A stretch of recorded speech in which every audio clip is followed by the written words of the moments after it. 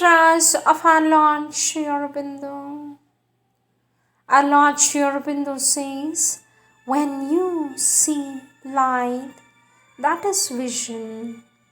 When you feel light entering into you, that is experience. When light settles in you and brings illumination and knowledge, that is a realization. With our love and blessings, says our Lord Sri Aurobindo.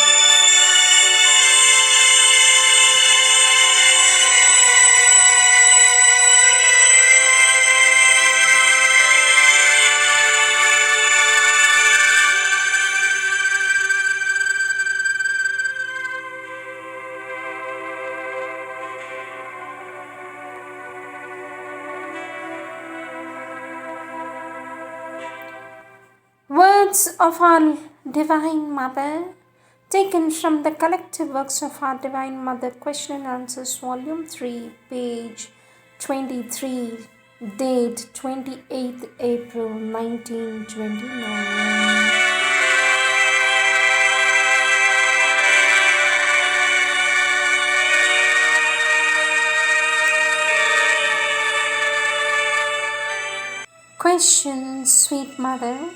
It has been said that in order to progress in yoga, one must offer up everything to the divine, even every little thing that one has or does in life. What is the precise meaning of that? For this, our Divine Mother says, integral yoga means union with the divine. But the union is effected through offering, is founded on the offering of yourself to the divine. In the beginning, you start by making this offering in a general way, as though once for all you say, I am the servant of the divine. My life is given absolutely to the divine. All my efforts are for the realization of the divine life. But that is only the first step, for this is not sufficient. When the resolution has been taken, when you have decided that the whole of your life shall be given to the divine, you have still at every moment to remember it and carry it out in all the details of your existence. You must feel at every step that you belong to the divine. You must have the constant experience that in whatever you think or do, it is always the divine consciousness that is acting through you. You have no longer anything that you can call your own. You feel everything as coming from the divine, and you have to offer it back to its source.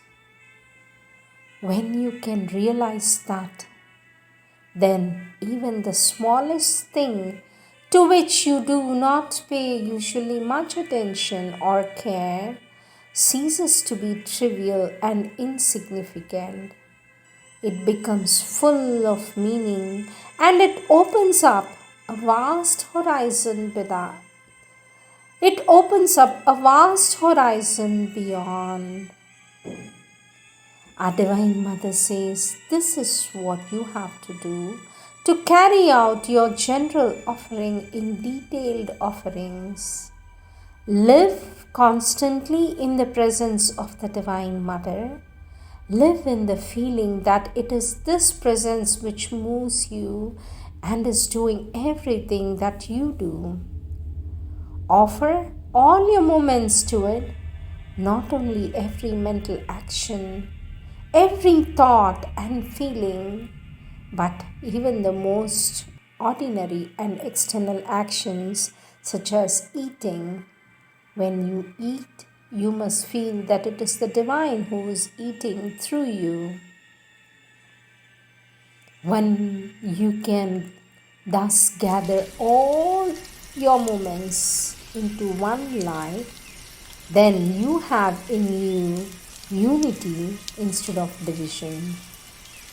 No longer is one part of your nature given to the divine, while the rest remains in the ordinary ways, engrossed in ordinary things. Your entire life is taken up. An integral transformation is gradually realized in you.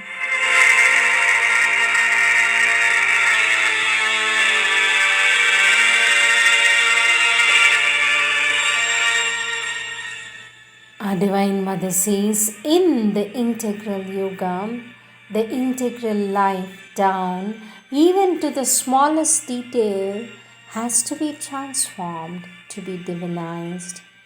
There is nothing here that is insignificant, nothing that is different.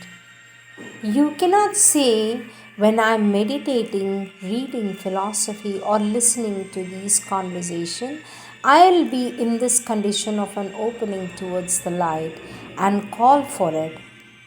But when I go out to walk or see my friends, I can allow myself to forget all about it. To persist in this attitude means that you will remain untransformed and never have the true union. Always you will be divided. You will have at best only glimpses of this greater life.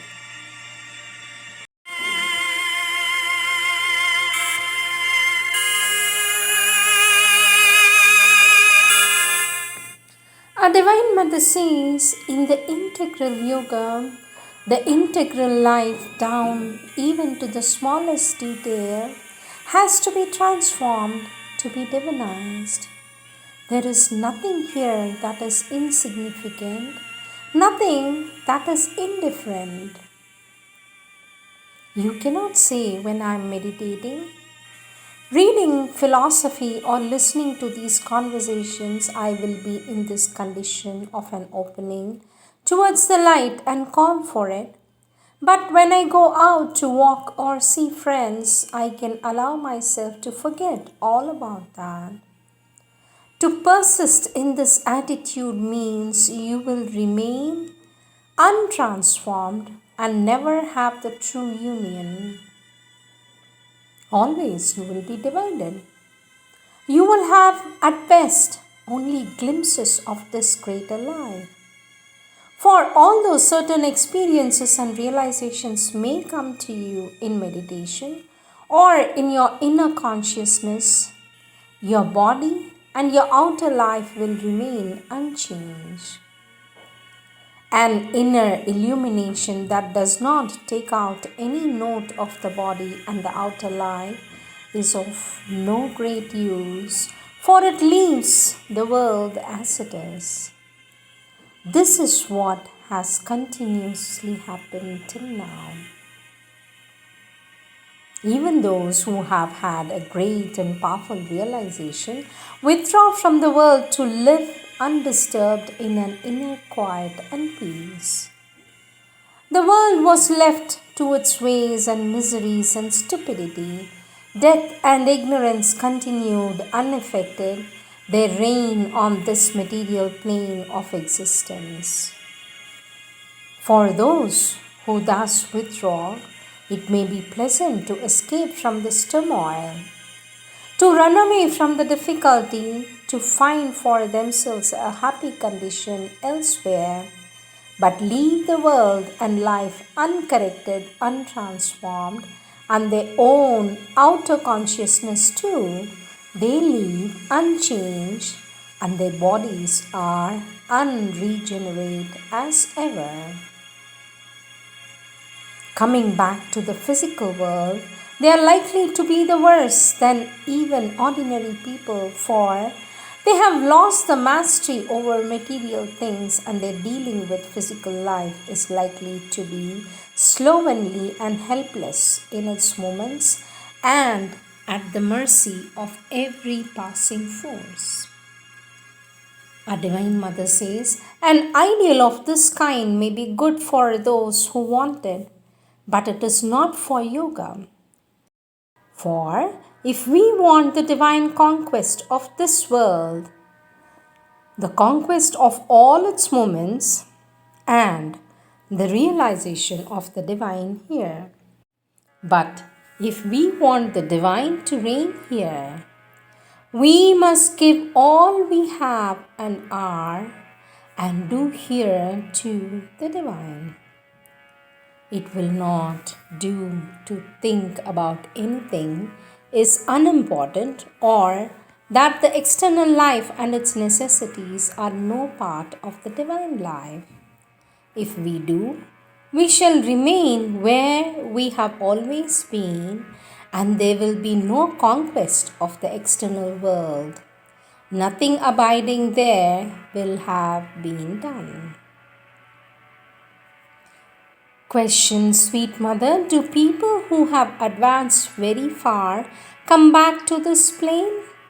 For this, our Divine Mother says yes.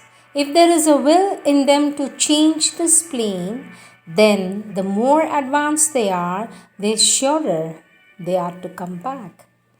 And as for those who have the will of running away, even they, when they go over to the other side, may find that the flight was not of much use after all. The choice is imperative. Truth or the abyss.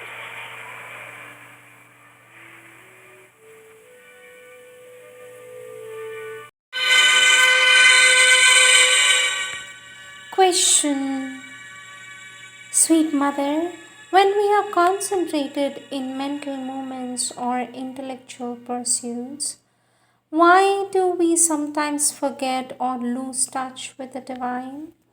For this, our Divine Mother says, you lose it because your consciousness is still divided.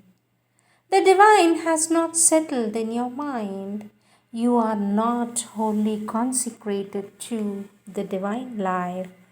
Otherwise, you could concentrate to any extent upon such things, and still you would have the sense of being helped and supported by the divine. In all pursuits, intellectual or active, your one motto should be, in all pursuits, intellectual or active, your one motto should be remember and offer. Let whatever you do be done as an offering to the divine, and this too will be an excellent discipline for you. It will prevent you from doing many foolish and useless things.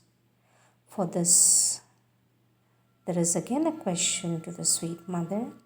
Sweet mother, often in the beginning of the action this can be done, but as one gets engrossed in the work, one forgets. How is one to remember? For this, our Divine Mother says, the condition to be aimed at, the real achievement of integral yoga, the final perfection and attainment, for which all else is only a preparation, is a consciousness in which it is impossible to do anything without the divine. For then, if you are without the divine, the very source of your action disappears. Knowledge, power, all are gone. But so long as you feel that the powers you use are your own, you will not miss the divine support. In the beginning of the integral yoga, you are apt to forget the divine very often. But by constant aspiration, you increase your remembrance and you diminish the forgetfulness. But this should not be done as a severe discipline or a duty. It must be a moment of love and joy.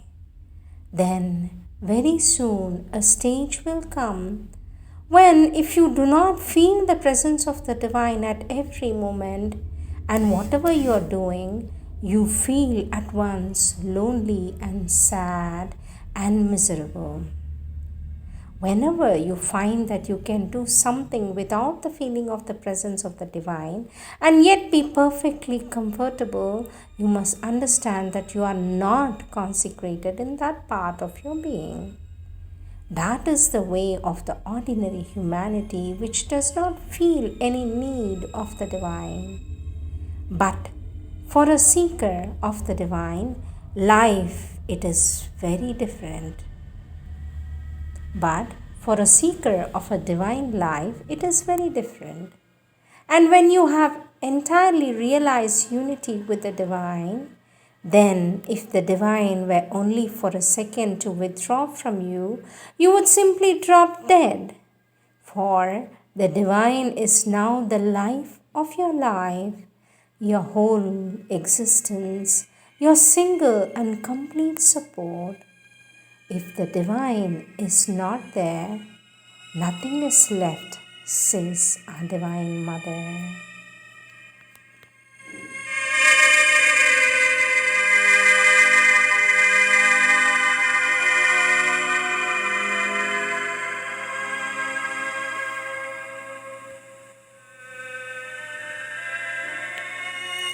Question, sweet mother, is the time also of an occurrence arranged in the divine plan of things? For this, our Divine Mother says, all depends on the plane from which one sees and speaks. There is a plane of divine consciousness in which all is known absolutely, and the whole plan of things foreseen and predetermined. That way of seeing lives in the highest reaches of the supramental. It is the Supreme's own vision. But when we do not possess that consciousness, it is useless to speak in terms that hold good only in that region and are not our present effective way of seeing things. For a lower level of consciousness, nothing is realized or fixed beforehand. All is in the process of making. Here, there are no settled facts. There is only the play of possibilities. Out of the clash of possibilities is realized the thing that has to happen. On this plane, we can choose and select. We can refuse one possibility and accept another. We can follow one path, turn away from another. And that we can do even though what was actually happening may have been foreseen and predetermined in a higher plane. The Supreme Consciousness knows everything beforehand because everything is realized there in her eternity. For the sake of her play, and in order to carry out actually on the physical plane what is foreordained in her own Supreme Self, she moves here upon earth as if she did not know the whole story. She works as if it was a new and untried thread that she was weaving. It is this apparent forgetfulness of her own foreknowledge in the higher consciousness that gives to the individual in the active life of the world his sense of freedom and independence and initiative. These things in him are more pragmatic tools or devices, and it is through this machinery that the moments and issues planned and foreseen elsewhere are realized here. It may help you to understand if you take the example of an actor. An actor knows the whole part he has to play. He has in his mind the exact sequence of what is to happen on the stage. But when he is on the stage, he has to appear as if he did not know anything. He has to feel and act as if he were experiencing all these things for the first time. as if it was an entirely new world with all its chances, events, and surprises that was unrolling before his eyes, says our Divine Mother.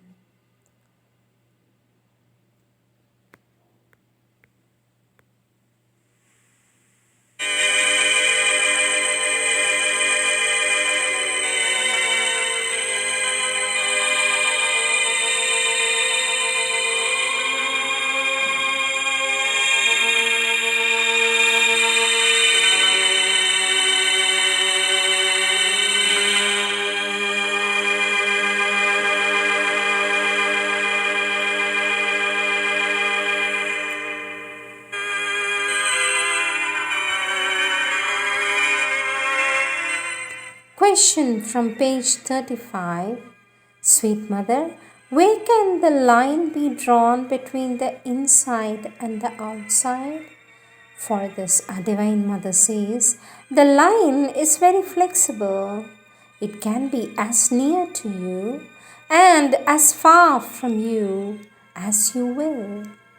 You may take everything upon yourself and feel it as a part and parcel of your real self, or you may throw it away as you would a bit of hair or nail without being touched at all. There have been religions whose followers do not part even with a bit of hair or nail, fearing that they would lose thereby something of their personality. Those who are capable of extending the consciousness as wide as the world become the world, but those who are shut in their little bodies and limited feelings stop at those limits. Their bodies and their petty feelings are to them their whole self, says our Divine Mother.